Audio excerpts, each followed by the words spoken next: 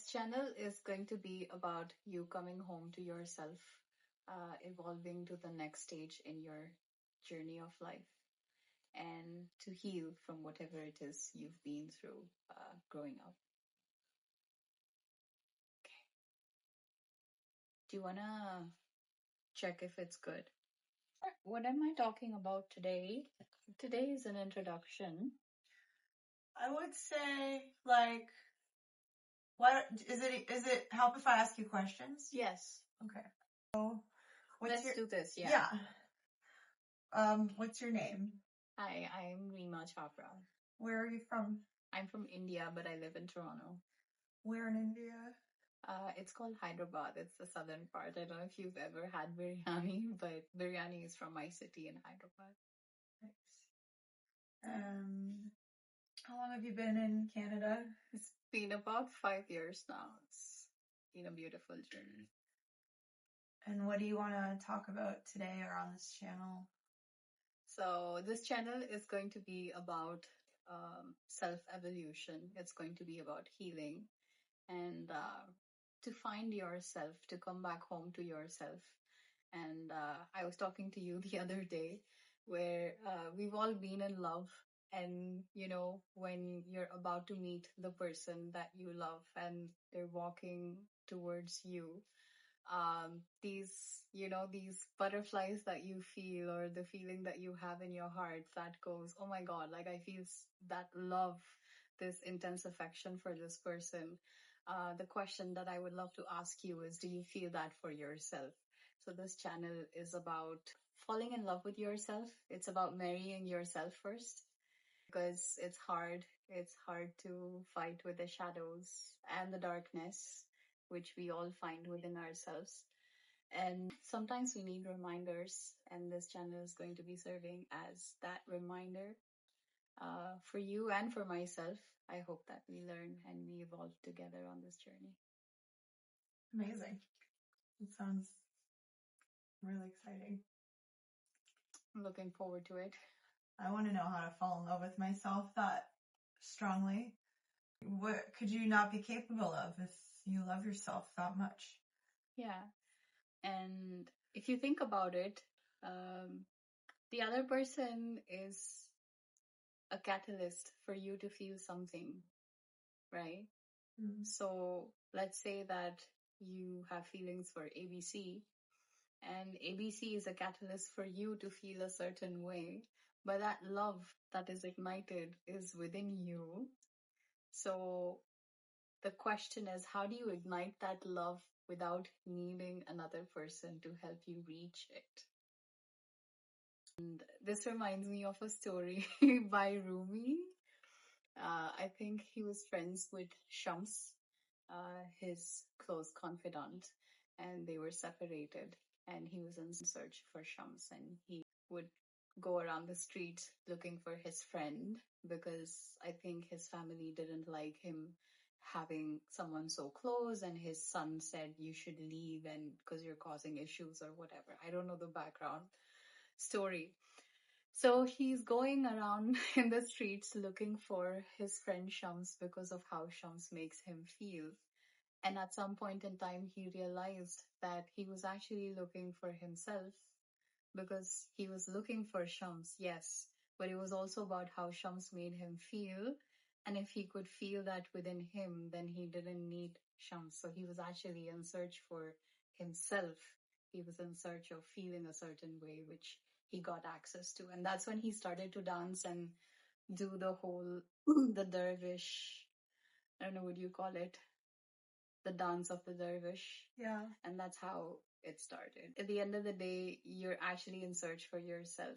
Like, I was actually thinking about the number of layers you have with yourself, 0 to whatever age you are today. Every day that you spent with yourself is one layer that has been added to the depth you have with yourself. How can another person match that depth? No.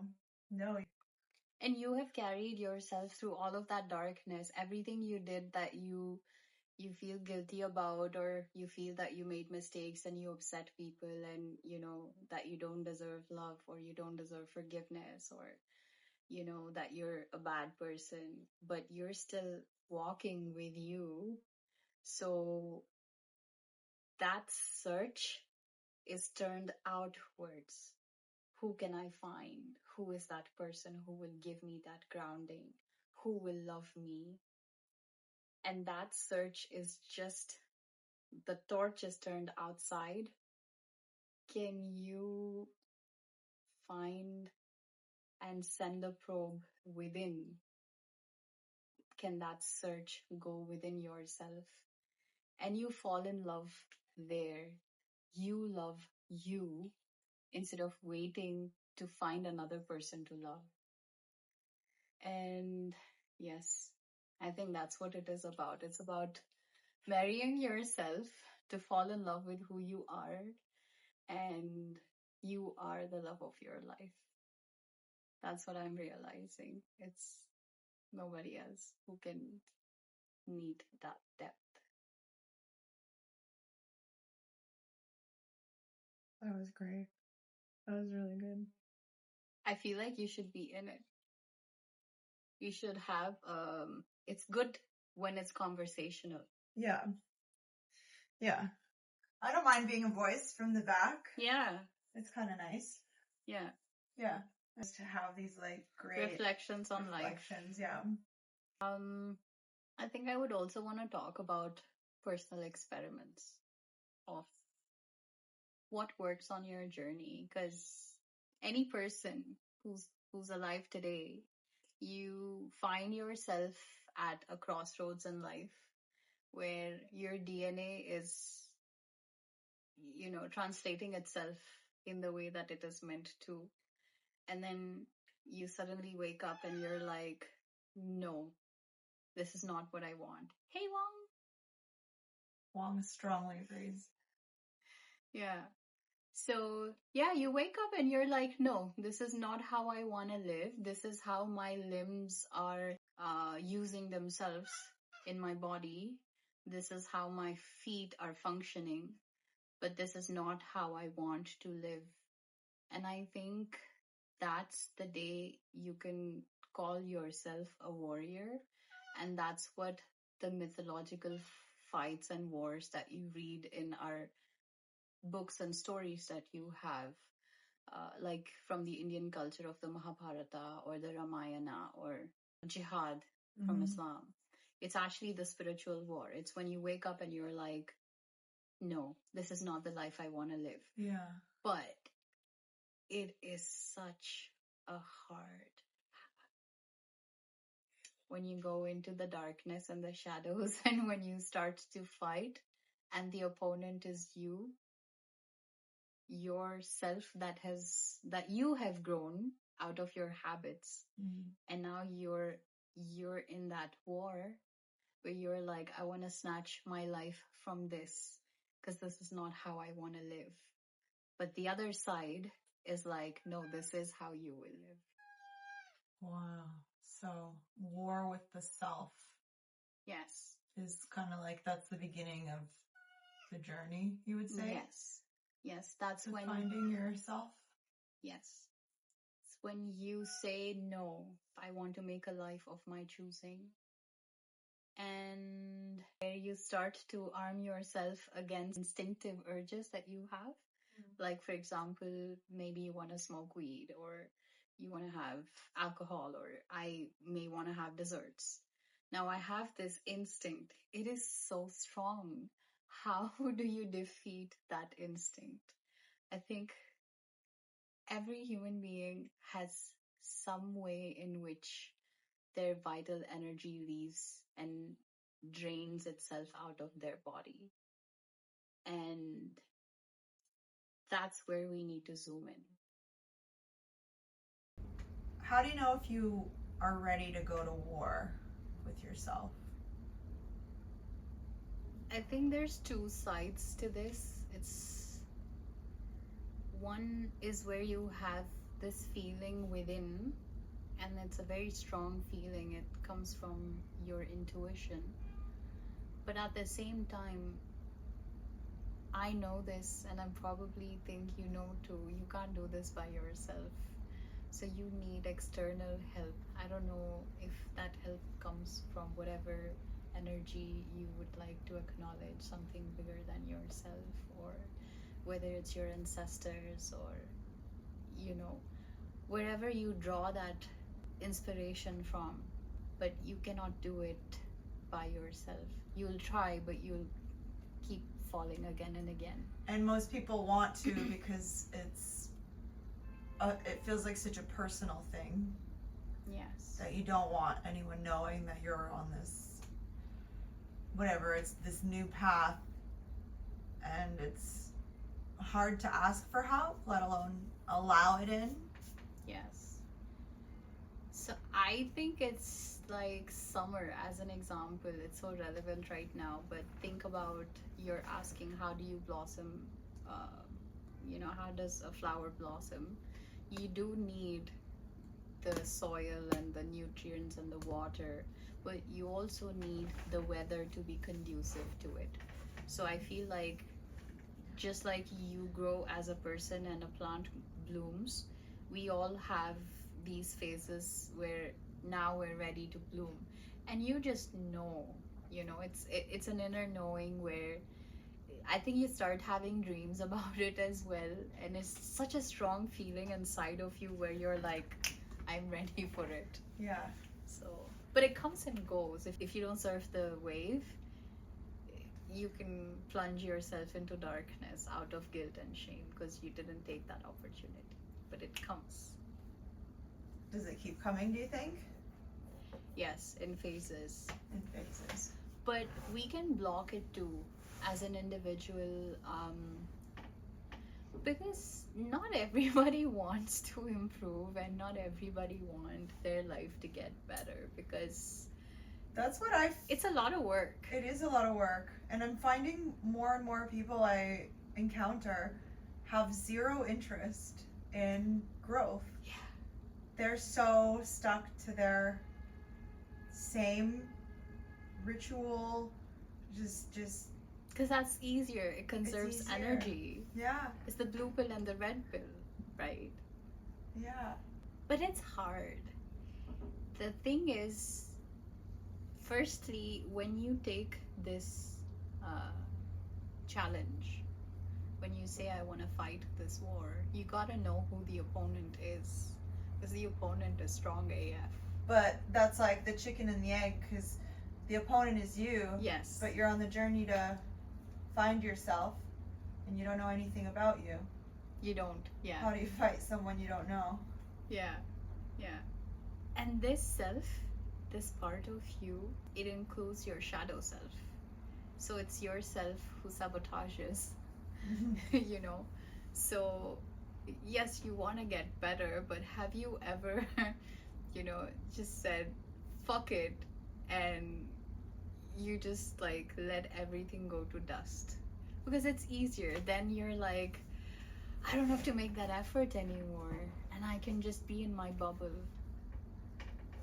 So it comes and goes, but if you feel bad about not taking that opportunity, you might want to block it out because you don't want to be reminded of it. Because it's, honestly, I just want to acknowledge it. It's very hard to break your patterns and to break habits. You've tried. How is your experience of trying to break a habit? Oh, it's impossible for me. I can't. I don't have the discipline, I think. I think discipline is something that is big with changing anything and achieving something that seems unachievable. But where do you get discipline? My point of view and what I'm about to say is not refined. I'm kind of building it as we go along. But there comes a time in your life where you see your life as a spectator and you realize how powerless you are. Like, I know it sounds like a paradox and it sounds like I'm contradicting myself because I'm saying that, like, you can do something, you can transcend yourself. But at some point, you also realize how helpless and how powerless you are against this energy that wants to use you as a host. Like, have you ever tried to conquer anger? Yeah. It doesn't work. It moves at the speed of light. Yeah. The velocity of anger is Before so you know, fast. Before you know Exactly. you're angry, you're already angry. You only realize that you're angry after it's passed.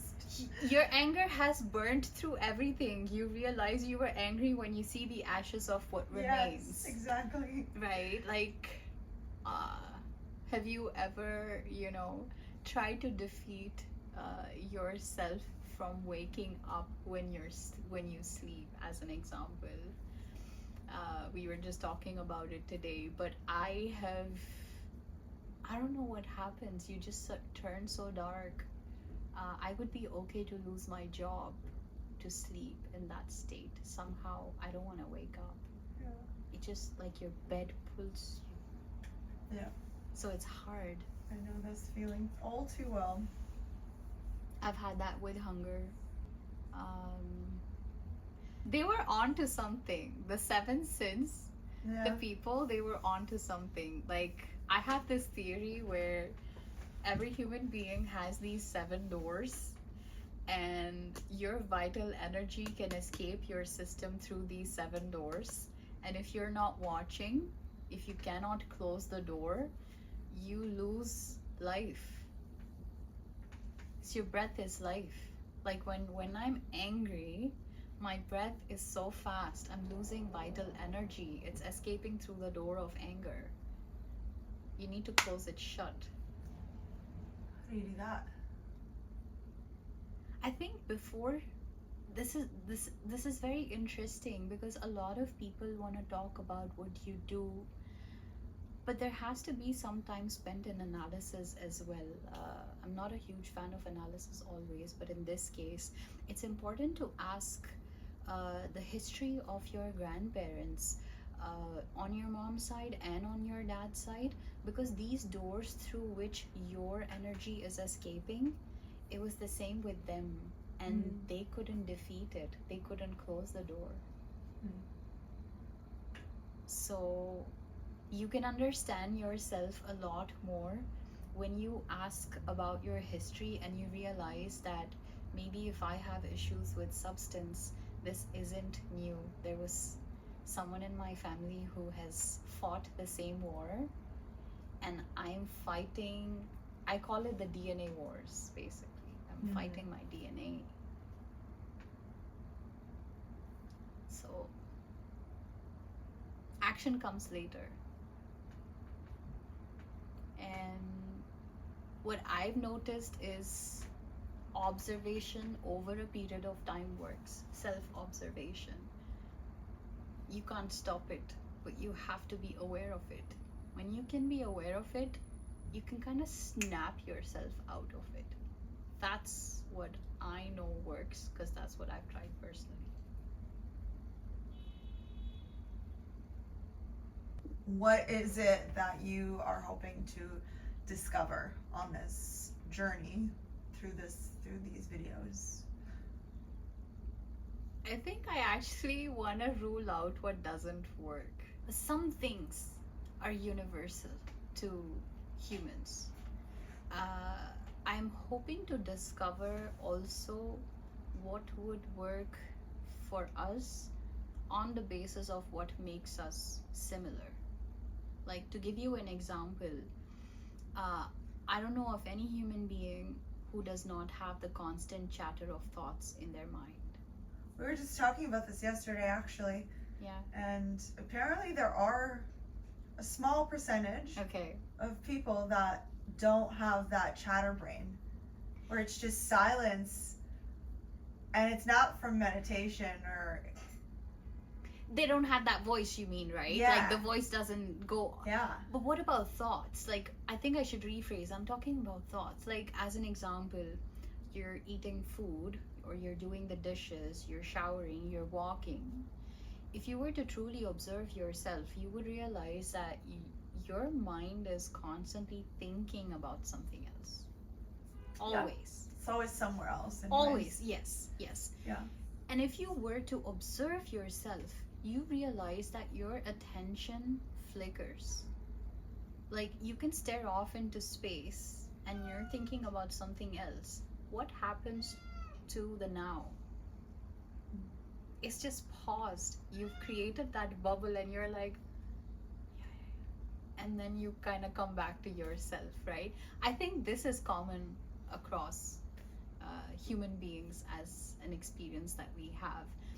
So I started in 2022 or 2023 this journey of self-observation. So you have to come back to yourself. There are several ways. One of them is self-remembering, where you would think that you're alive for whatever number of years, that you would remember who you are. So this is an exercise called self-remembering, where you're just testing yourself, your presence of mind. Can you remember who you are? Just try it out. So you're doing whatever you're doing and you're like, I'm Rima. Or you're like, I'm Yana, right? And then you keep forgetting. It's funny. That's what I observed. Yeah, you do keep forgetting. And you have to keep reminding yourself. You're like, who am I? Oh, I'm Rima. So this is a tool of presence. So I started to do this, and I also started to focus on my breath as a tool and as an anchor to, stay present. It didn't help me stay present. Even 2 or 3 years in, I'm just finding myself not being present. Yeah. It's not that I am being present, I'm just finding that I am not present. But I think that discovery is important as well. At least I know that I keep losing attention all the time. I have a big problem, and I'm always wanting to be present, and I have such a wandering mind. Yeah. But presence is so valuable now. I think that's going to be the next currency. Focus is going to be the next currency, because when you look at all of the social media and reels, how Meta is running is actually your focus and attention. So your focus and attention is currency. Yes. If they can get you to focus your eyes on something, they make money. Yeah. Wow. I think I'll say this is not so much about me sharing my light with you, but it's about me helping you find your own light that is within yourself. So it might look different. Finding your light within has to do with love and faith that you have in yourself. So that's mandatory. That's important. It's not about you having faith in what I'm saying, but it's about you finding that light within you that guides you all the time, such that then you don't need another person. Thank you a lot. Do you prefer to stay behind the camera? Yeah.